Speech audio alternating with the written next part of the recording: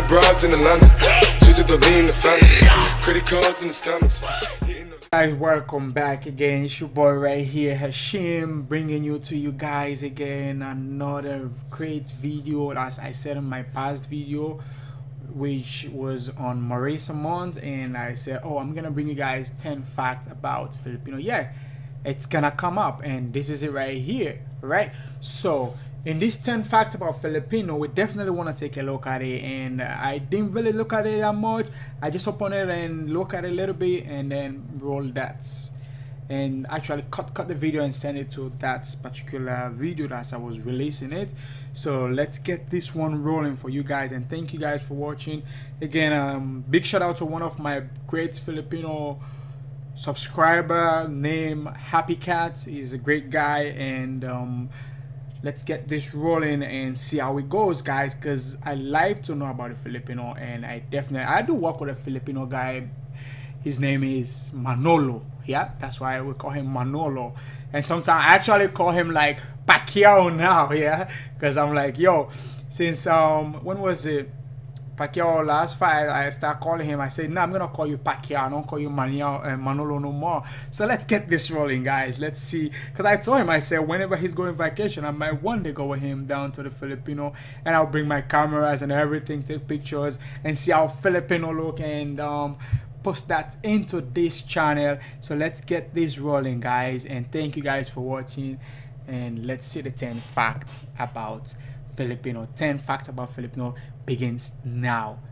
Peace.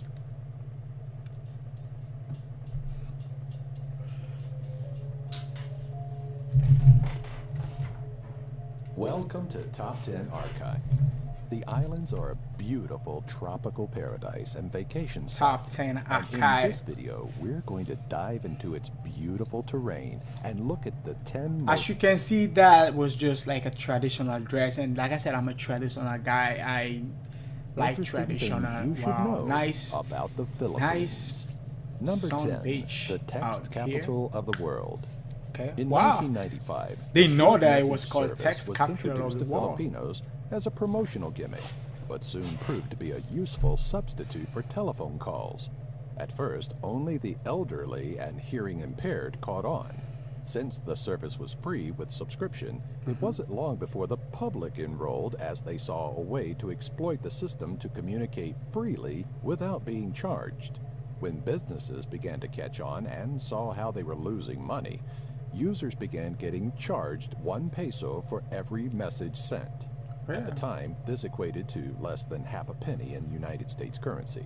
Since SMSs proved to still be more economically affordable, the trend continued to grow and spread. According to 2009 statistics, about 80% of the Philippines' population was subscribed to the service, and on average, over 1.39 billion messages were being sent daily. The country became known as the unofficial text capital of the world, a title it maintained up until the early 2000s. Number 9, the flag.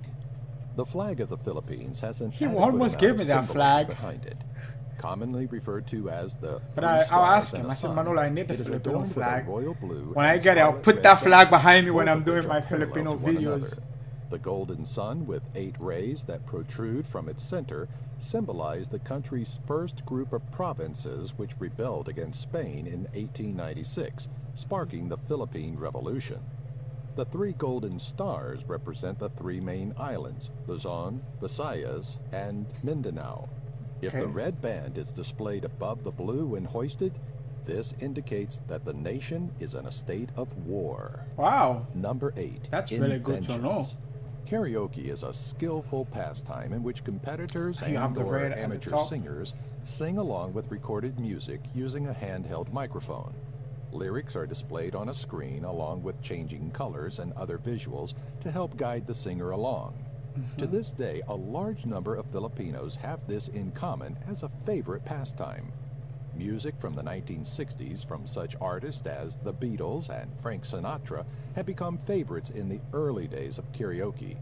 A Filipino named Roberto del Rosario is credited with its invention in 1975.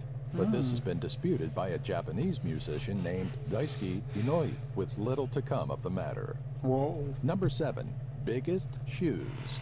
The city of Marikina can be found on the island These of stars Luzon. look beautiful, man. This somewhat touristy destination was given the title Shoe Capital of the Philippines. I definitely gonna because of go the in that fact that particular it is the Marikina largest store. footwear producer for the country.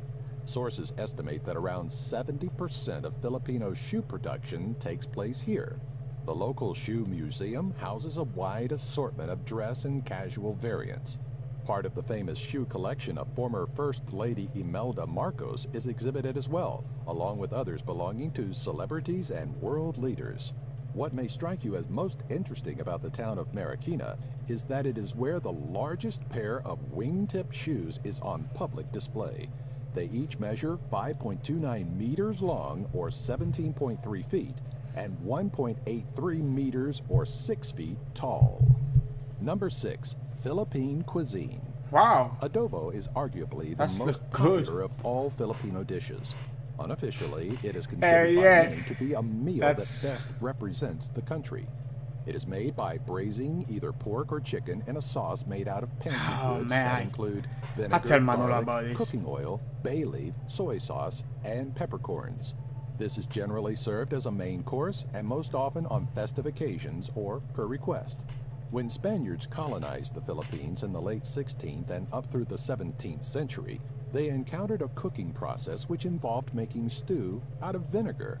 The original term for it has been lost to history, but it is because of this that they began calling it adobo, the Spanish word for Wanna seasoning hit that so or bad. marinade. There are numerous variants to this simple dish and often change by the season. Cider vinegar is enjoyed primarily during the end of so summer and up beautiful. through the winter months, while brown sugar-coated adobo is a more common meal around Christmas time. Number 5. Crucifixion. I will come down there at Christmas time, The man. Philippines currently rank third as the most Catholic populated country, which consists of roughly 85% of the population. Holy Week 85. is celebrated by multitudes each year, but in a much more unusual way than most others are used to. In It's order really to good to know cleanse the themselves third even more of country sin to be outside the of confession, most or Catholic for other country in religious the reasons, world. penitents will whip themselves over the back or have someone else do it for them until bloody. This is done to reenact the same suffering Jesus endured before meeting the end of his earthly life. That is Some really good. Filipinos Not take only this to Jesus a new Christ level went through by that, acting to but as you be can see Filipino crucified. doing that. Nails are driven through the participants' hands and feet, and they are mounted onto a cross, but then let down. Such an uncommon practice has attracted tourists because of its uniqueness. Some brave men even go as far as doing it year after year. Number 4. The Banaue Rice Terraces. The Banaue Rice Terraces are 2,000-year-old ridges carved into the mountains of Ifugao in the Philippines. They are thought to have been made primarily by hand by ancestors of the indigenous people. This creation is often referred to as the Filipino eighth wonder of the world. Rice is grown in abundance here, even though it no longer has the appeal to farmers it once did. At an altitude of approximately 1,500 meters or 4,900 feet above sea level. Number 3, tradition. Whenever I get a chance to go Maybe there, one I of the definitely most want to see odd that. and horrifying monsters to come out of Filipino mythology is the Bachuquilan. This creature from the bowels of hell is said to impregnate a virgin and then come later to the home she resides at, depending if she's married or not, and murder her. He will proceed to cut open the abdomen and eat the fetus. As legend has it, to keep the mother and child out of harm's way, you must swing a butterfly knife over the woman's stomach while she is in labor. With this in mind, it makes you wonder what is truly more scary. Yeah. An evil demon eating a baby before birth, or seeing someone dangling a razor-sharp knife over someone about to give birth. Just remember, every country has its share of strange stories, Well, obviously and it's this is traditional. not an accurate portrayal of Filipino life. In fact, this practice is so uncommon and more for the fun of a good traumatizing story that it is not even heard of by many Filipinos. Number 2, famous Filipinos. Tim Tebow is likely the most well-known person to be born in the Philippines. His parents met at the University of Florida in the late 1960s and were married in 1971. 4 years later, the family moved to the Philippines to work as Baptist missionaries and built a ministry. Tim's wife, Pamela, discovered she was pregnant while still recovering from a coma induced by amoebic dysentery.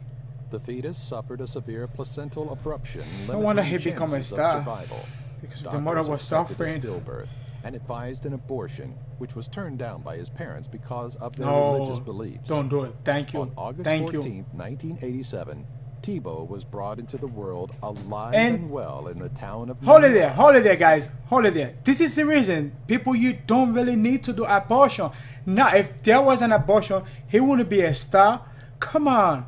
That was absolutely the right thing they did by the traditional belief. You don't need to do abortion. Let it be. Let's go on, guys. Second largest Filipino city. He went on to have an exemplary professional football career. Thank you, don't do the abortion. And has played on teams such as the New England Patriots, big teams in the wall, Broncos, and New York Jets. Here you go. Other famous Filipinos include professional boxer. Hey, that's my boy right there. Dominic Panganaban. Number 1, down with Pepsi. When Pepsi Cola ran its Number Fever promotion in 1992, they offered 1 million Filipino pesos to whoever found the lucky number 349 under their bottle cap. Due to what they called a computer glitch, the number was mass-produced, which equated to thousands of winners. When the company found they were unable to pay their dues, some outraged locals rioted and others even bombed Pepsi's Filipino bottling plant. Reports state that a woman and her child were even killed by a grenade intended to cause damage to a Pepsi truck. Wow. Courts in the Philippines have continually turned down requests for Pepsi to pay in full what some claim is owed to the people. For now, the matter is resolved, but Pepsi's reputation remains tarnished. Like these. That's obviously. How could you do that? You have to pay the people if they whoever wins. That's why when you lotteries play, you definitely need at least one winner. This is the reason why you definitely need one winner, because of what just happened down there. All right, thank you guys for watching. If you do want to see more of the Filipino stuff in this channel, I'm gonna do my best to bring you guys more and more.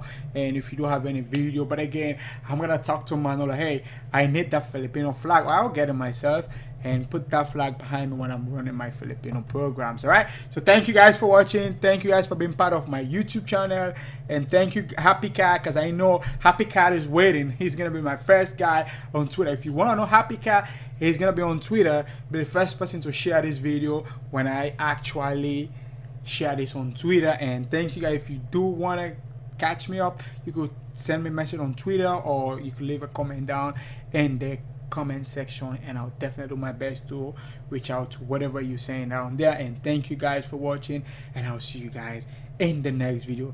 Let's do it, guys. Peace.